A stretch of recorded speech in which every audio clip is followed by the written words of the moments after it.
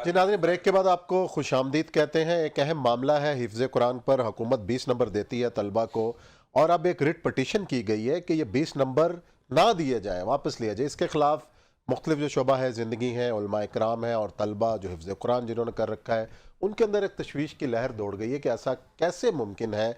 और ये सब ऐसे फैसले, अब ये बड़ा एहसन इकदाम है। एक तो हुकूमत का भी बड़ी तारीफ़ की जा रही है कि तालीमी इदारों में नाजरा को लाजमी करार दिया गया, और बहुत अरसे से एक मुतालबा था। इमरान खान हुकूमत इस पर मुबारकबाद की मुस्तहिक है, लेकिन ये जो एक रिट किए जाना और सुप्रीम कोर्ट में पहुंच जाना कि ये 20 नंबर क्यों दिए जा रहे हैं, ये क्या जाहिर कर रहा है? इस्लामी मुल्क है, एक हौसला अफजाई है हिफ्ज़ कुरान की। देखिए, पहली बात तो ये है कि ये आइन की जिम्मेदारी है कि कुरान की तालीम को आम किया जाए। इमरान खान से भी ज़्यादा जुल्फ़िकार भुट्टो के आइन की, जो 73 के आइन की जिम्मेदारी प्रिंसिपल पॉलिसी में लिखा हुआ है कि हुकूमत इंतजामात करे कुरान की तालीम। अब उसके प्ली ले जा रही है, इसका ताल्लुक क्या है?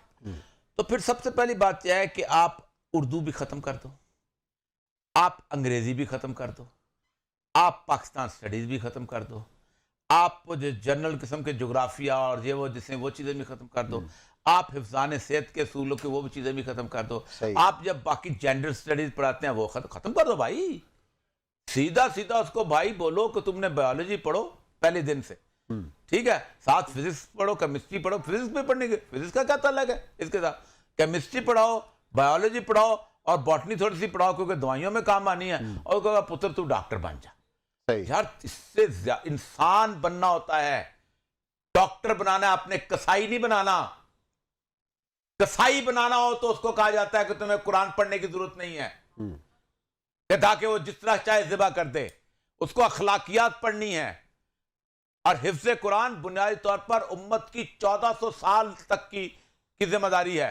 इतनी बड़ी जिम्मेदारी है। ये कुरान एक मोजज़ा है, और जो इस मोजज़े का तहफ़्फ़ुज़ करता है उसको तो इज्जत देनी चाहिए, जिसके बारे में सैयदुल अंबिया सल्लल्लाहु अलैहि वसल्लम ने फरमाया कि जिस बच्चे ने कुरान पाक हिफ्ज़ किया, क़यामत के दिन उसके वालिदैन को ताज पहनाया जाएगा। वालिदैन को ताज पहनाया जाएगा, उसकी तो बात ही अलग है।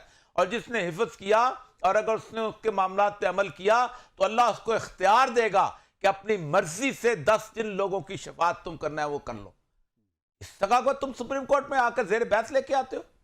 अगर आपने कुरान ज़ेर बहस लाया तो सब खत्म करो, फिर सिर्फ साइंस को लेके आओ, फिर कहो कि साइंस पढ़ो। कुछ पढ़ने की जरूरत नहीं है। यह भी पढ़ने की जरूरत नहीं है कि जजों की इज्जत कैसे करते हैं। तौहीन अदालत का कानून भी नहीं पढ़ने, क्योंकि क्या ताल्लुक है डॉक्टर का तौहीन अदालत के साथ? क्या ताल्लुक है उसका फायद ईसा के साथ? क्या ताल्लुक है उसका चीफ जस्टिस के साथ? खत्म, इल्म खत्म करो सारे का सारा। लॉ खत्म करो पढ़ाना। यह भी खत्म करो कि उसने ट्रैफिक के असूलों की पासदारी कैसे करनी है। यह भी खत्म करो कि उसने हुकूमत की बात कैसे माननी है। यह भी खत्म करो कि उसने निकाह कैसे करना है। यह भी खत्म करो कि उसने माँ बाप की इज्जत कैसे करनी है। यह भी खत्म करो कि उसने छोटों से प्यार कैसे करना है। खत्म कर दो भाई। इससे ज्यादा तो बुरा कानून ही कोई नहीं होता। एक आदमी, फॉर एग्जाम्पल मैं हूं, मेरे साइंस में कम नंबर आते हैं, लेकिन मैं बाकी नंबरों जगहों से नंबर ज्यादा ले लेता हूं। मतलब मेरे पाकिस्तान स्टडी में अच्छे नंबर आ जाते हैं और मेरा मेडिकल कॉलेज में दाखिल हो जाता है। आप कहेंगे नहीं, सिर्फ वो नंबर गिनो जो बायोलॉजी के हैं, फिजिक्स से नहीं गिनो, क्योंकि फिजिक्स का क्या ताल्लुक है उसके साथ? फिजिक्स तो आपका जमीन से ताल्लुक रखते हैं, उसने खुदाइयां तो नहीं करनी जाके, वो तो इंजीनियरिंग के लिए होती है। फिर आप ये कह रहे हैं मेरे किसी और में नंबर ज्यादा आ जाते हैं, आप कहते हैं ये नंबर का कोई ताल्लुक। जाहिर बात है, हायर स्टडीज के लेवल के ऊपर वो नंबर की वेटेज दी जाती है, लेकिन एफएससी लेवल के ऊपर एक फॉर्मेटिव ईयर्स के अंदर आपने अजीब और गरीब किस्म का कानून, ये ज़ेर बहस कॉन्स्टिट्यूशनल रिक्वायरमेंट। अव्वल तो बात यह है कि किस तरह एक्सेप्ट हो गई और किस तरह ये होनी जा रही है, इसको भी सोचना चाहिए। अगला हमारा मौजू है कि औरिया साहब, आज वफाकी शरई अदालत के अंदर ख्वाजा सरा केस की समाअत हुई है, जो उनका शनाख्त का मामला है।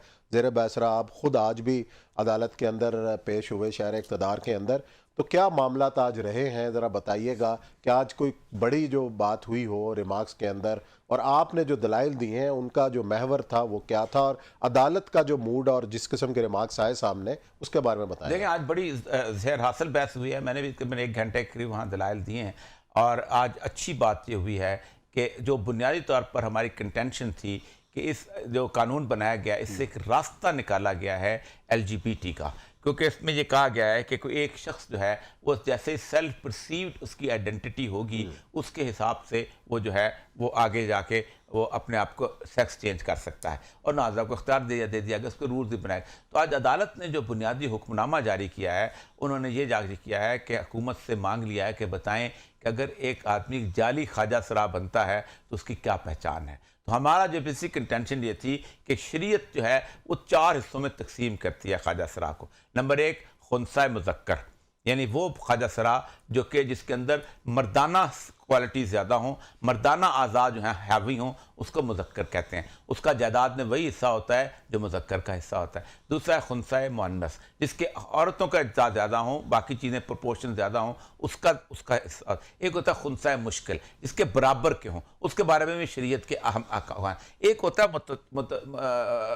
मुतखन्नस, इसका तय कि जो बना हुआ होता है हिजड़ा। इस पर रसूलुल्लाह सल्लल्लाहु अलैहि वसल्लम ने बाकायदा लानत कीजिए और बाकायदा अदालत ने भी इसके ऊपर लिखा है कि बाकायदा लानत के जो बनता है। अब इसके लिए मेडिकल एग्जामिनेशन बहुत ज़रूरी है।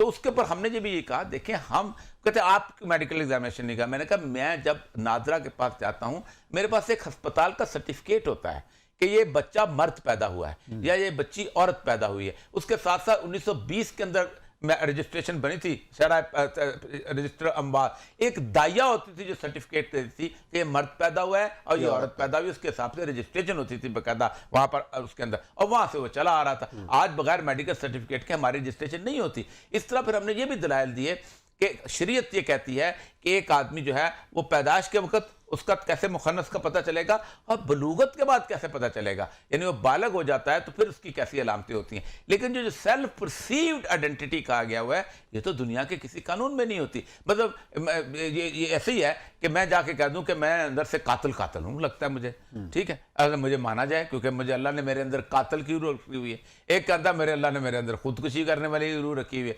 तीसरा कहता है मेरे अंदर अल्लाह ताला ने हीरोइन पीने की रूह रखी हुई है। ये रूह की तो डिस्कशन ही नहीं इसके अंदर होती, ये तो डिविएशन है। तो उसके ऊपर बाकायदा बड़ा अच्छा रिस्पॉन्स रहा और आज जो उन्होंने बाकायदा मांग लिए हैं और उन्होंने कहा है कि आप इसको बताएं कि क्या है, क्योंकि पेरेंट लॉ के सबॉर्डिनेट जो उन्होंने रूल्स भी बनाए हैं उसको भी फॉल्ट, उनमें तो रूल्स में तो यहाँ तक कर दिया गया है कि बाकायदा जो है सेक्स, आज तो हैरान रह गया। ये अभी इमरान खान साहब की हुकूमत ने ये किया, वो तो शायद खा कर नवासी था, इमरान खान से हुकूमत ने कमाल कर दिया।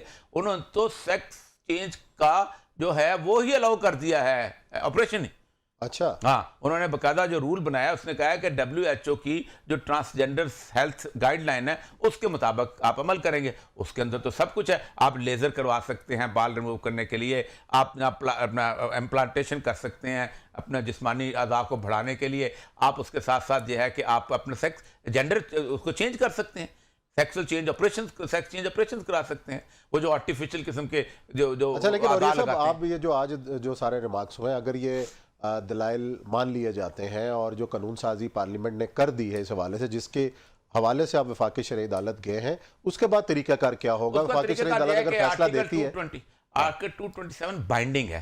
अच्छा। शरीयत कोर्ट की रूलिंग बाइंडिंग है कानून उसके अंदर, और वो बाइंडिंग ये है कि आपको कानून उसके मुताबिक तब्दील करना पड़ेगा। बिल्कुल ठीक है कि अगर वफाकी शरई अदालत इसके खिलाफ फैसला देती है तो पार्लियामेंट को फिर यह कानून तब्दील करना पड़ेगा। इसी नोट के साथ प्रोग्राम खत्म करते हैं। कल इंशाल्लाह नए मौज़ूआत के साथ आपकी खिदमत में हाजिर होंगे। अपना बहुत ख्याल रखिएगा। अल्लाह हाफ़िज़।